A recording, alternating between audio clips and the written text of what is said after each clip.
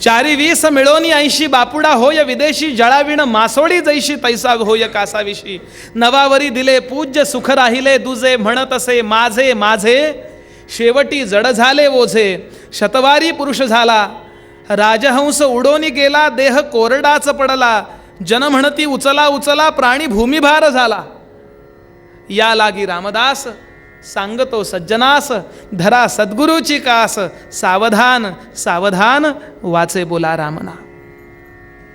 मनुष्याचं आयुष्य कसं जातंय हे संतांनी पाहिलं आणि म्हणून त्यांना उपदेश करावा लागला.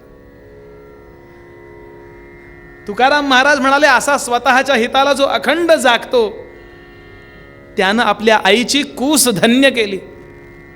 येर तो जन्मला कुलक्षया कारणे आणि आशांची ज्या वेळेला संतती वाढते, संतती याचा अर्थ भौतिक पातळीवरची संतती म्हणायचं नाहीये तुकाराम महाराजांना. भगवत भक्तांची संतती वाढते, पुत्ररूपानं असेल, कन्यारूपानं असेल, शिष्यरूपानं असेल. जेव्हा त्याचा संप्रदाय खऱ्या अर्थानं परमार्थ करणाऱ्याचा संप्रदाय जेव्हा वाढतो तयाचा हरुख वाटे देवा. देवाला आनंद होतो, देवाला आनंद होतो. पण असं अध्यात्माला अखंड जाग राहावं, स्वतःचं हित कशात आहे हे साधावं, याकरता हित कशात आहे हे कळावं लागतं. आणि म्हणून गीता भागवत करीती श्रवण. समर्थांचा एक प्रसिद्ध मनाचा श्लोक आहे. मनाला प्रार्थना करतात ते, मना सज्जना हित माझे करावे, मना सज्जना हित माझे करावे. कशात हित आहे? रघुनायका दृढ चित्ती धरावे, महाराज तो स्वामी वायू सुताचा, महाराज तो स्वामी वायू सुताचा. जना उद्धरी नाथ लोकत्रयाचा. जय जय रघुवीर.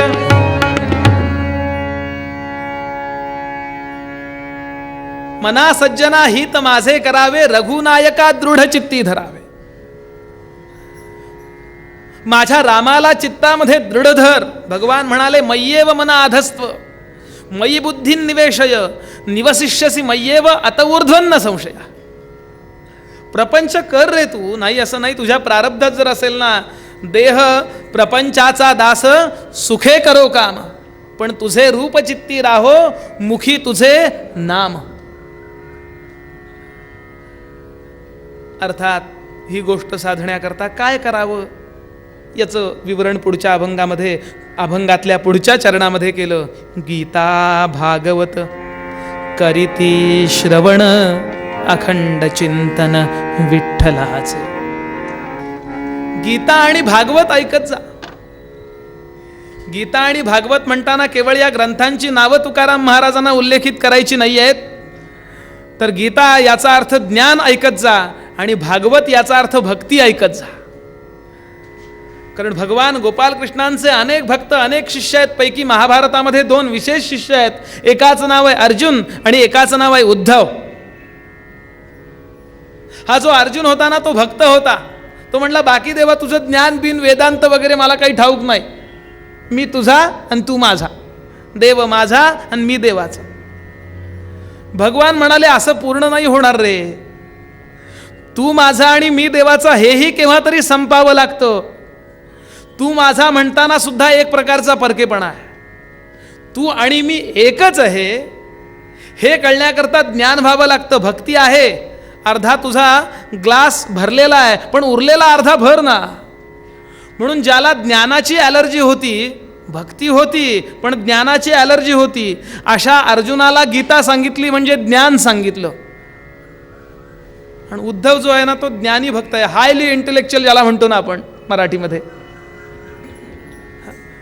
विशेष बुद्धिमान असा आहे. त्याला सांगितलं बरोबर आहे तुझं, पण तरी सुद्धा तुझ्या अंतःकरणाला जरा प्रेमाचा उमाळा फुटू देत, त्याशिवाय ज्ञानाची सुद्धा गंमत तुला कळणार नाही. म्हणून ज्याला भक्तीची ॲलर्जी होती ना त्याला भागवत सांगितलं, ज्याला ज्ञानाची ॲलर्जी होती त्याला गीता सांगितलं, आणि भक्तीची ॲलर्जी होती त्याला भागवत सांगितलं. आता आपल्याला कशाची ॲलर्जी काय माहिती, आपण दोन्ही ऐकावं. गीता भागवत करीती श्रवण, अखंड चिंतन विठ्ठलाच. नुसतं ऐकू नकोस, नुसतं ऐकू नकोस. जे ऐकतोस ना त्याचं मनन कर, त्याचं चिंतन कर. आणि चिंतन करता करता करता करता एक दिवस अनुसंधान साधेल, आणि जे तू ऐकतोयस तसा तू होशील. याच्याकरता झडझडोनी वहिला निघ. माऊली म्हणाली, ये भक्तीचे वाटे लाग. समर्थांची फार अप्रतिम ओवी आहे. समर्थ म्हणाले, जयास वाटे वैराग्य करावे, जयास वाटे वैराग्य करावे, तेणे काहीच न विचारावे, उठोनी वाटेसी लागावे दिगांतरा प्रती. सुरुवात लगेच कर. येशू ख्रिस्त म्हणाले, नाऊ ऑर नेव्हर. आत्ताच. असा नको विचार करू 50 नंतर करू, 60 नंतर करू. मानसिकताच लोकांची अशी आहे. म्हणाले संत उपदेश करतात त्याचं कारण असं की मानसिकता यांची बदलली पाहिजे. अरे उद्याचा भरवसा नाहीये, कोण समयो येईल कैचा, याचा नकळे की भरवसा. जैसे पक्षी दाही दिशा उडवणी जाती,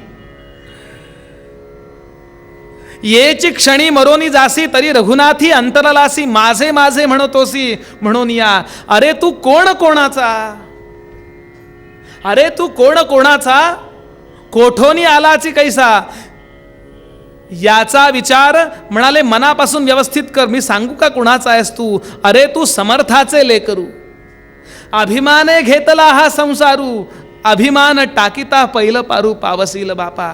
म्हणून स्वतःच्या हिताला जाग. आता हे जागायचं ते कसं जागायचं, काय करायचं, बाकी काही जमो न जमो एक आपण नियम करूया. नियम करणारेच आपण आहात, पण आता हे चालू आहे ऐकणाऱ्यांच्याकरता सांगायला नको. काय करायचं, वेळ मिळेल तेव्हा, संधी मिळाल्याबरोबर अध्यात्म श्रवण करीत चला. न जाणो कुणाची सरस्वती केव्हा कृपा करेल, ऐकता ऐकता आतमध्ये उदय होईल आणि बाकी सगळं जाऊ दे. एक सांगू का, अध्यात्म श्रवणाचा एक फायदा आहे, माणसं शांत होतात पुन्हा भांडायला. जय जय. निदान त्यावेळपुरतं तरी छान वाटतं की नाही, सत्वगुणाचे विचार ऐकले तरी चांगलं वाटतं की नाही. नुसतं ऐकण्याचं एवढं फळ आहे तर वर्तनाचं केवढं असेल. आणि हे पुन्हा पुन्हा ऐकावं लागतं, कारण बुद्धीवरती धूळ चढते. एक दृष्टांत सांगतो पूर्वरंग आटोपूया. स्वामी रामतीर्थ बनारसच्या विद्यापीठामध्ये संस्कृत शिकवण्याचं काम करीत होते. आणि केव्हा तरी एकदा हिमालयामध्ये गेले, काही साधू सत्पुरुषांच्या सहवासात आले आणि त्यांना कळलं की वैराग्या परते नाही भाग्य, वैराग्य नाही ते अभाग्य, आणि वैराग्य नसता योग्य परमार्थ नव्हे. वैराग्यानं झेप घेतली पाहिजे संन्यासाकडं. म्हणून परत विद्यापीठात आले, राजीनामा दिला आणि निघाले संन्यास घेऊन साधने करता. अर्थातच ठरवला. सगळ्या शिक्षकांनी बरोबरच्या सगळ्या लोकांनी छान सत्कार केला आणि त्या सत्कार समारंभामध्ये प्रत्येकजण त्या स्टेजवर येई आणि रामतीर्थांचं कौतुक करे. किती लहान आहे अजून वय, सगळं सोडून चालले, नोकरी सोडली, प्रपंच सोडला, एवढी सगळी सुख सोडले, परमेश्वराच्या कृपेकरता हे सगळं सोडून निघाले. केवढा मोठा त्याग आहे, केवढा मोठा त्याग आहे. असं प्रत्येकानं आपापल्या भाषेमध्ये पल्लेदार वाक्यरचना करून सांगावं. रामतीर्थ स्वामी उभे राहिले बोलायला, उत्तर द्यायला उभे राहिले निरोप समारंभाचं.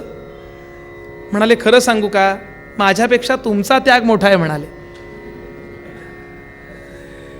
मी रामप्रभूंच्या कृपेकरता, परमेश्वराच्या कृपेकरता प्रपंच सोडला, पण आपण या प्रपंचाकरता राम सोडला, त्याग कुणाचा मोठा आहे. सांगण्याचा मुद्दा असा, संत विरोधानं सांगोत, गमतीनं सांगोत, गांभीर्यानं सांगोत, कोणत्याही एखाद्या अलंकाराचा उपयोग करून संत जरी बोलत असले तरी त्यांचा अंगुली निर्देश एकच असतो, मना सज्जना भक्ती पंथेची जावे, तरी श्रीहरी पाविजे तो स्वभावे, जनी निंद्यते सर्व सोडोनी द्यावे, जनी वंद्यते सर्व भावे करावे. असा परमेश्वर पावतो का? किती दिवसात पावतो? कसं त्याकरता साधन करावं लागतं? याचा आदर्श खुद्द समर्थ आहेत. त्या समर्थांचं चरित्र मी आपल्याला थोडक्यामध्ये सांगतो. पूर्वरंग इथंच आटोपतो. मूळ पदामध्ये तुकाराम महाराज तुम्हाला मला सावध करतात आणि सांगतात, बाबा रे, तुला आई वडिलांचं नाव धन्य करायचं असेल तर नुसतं मातृपितृ स्मृती घडावर लिहू नकोस, गाडीवर आईचा आशीर्वाद लिहू नकोस, एवढं केवळ करत बसू नकोस. तर काय कर, ज्याच्याकरता तुझा जन्म झाला परमेश्वराच्या व्यवस्थेप्रमाणे, तो आत्मोद्धारा करताय, तो जर साधलास ना तर तुझे आई वडील धन्यही होतील आणि कृतार्थही होतील. आपुली या हिता असे जो जागता, आपुली या हिता असे जो जागता, ओ आपुली या हिता.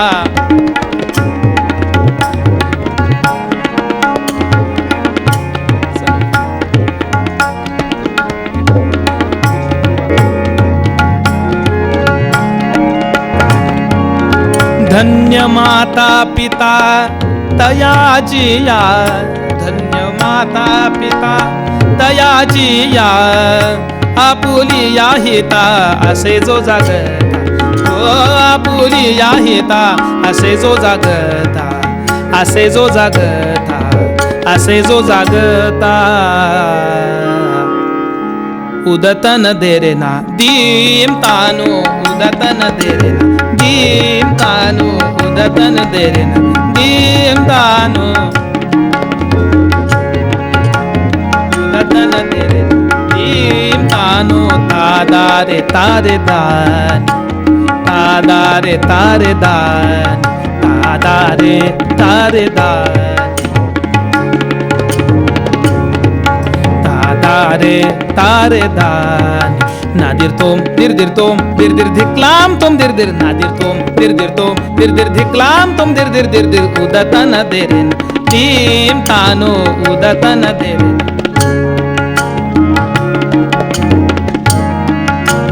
नादिर दिर तुम दिर दानी, नादिर दिर तुम दिर दानी, नादिर दिर तुम दिर.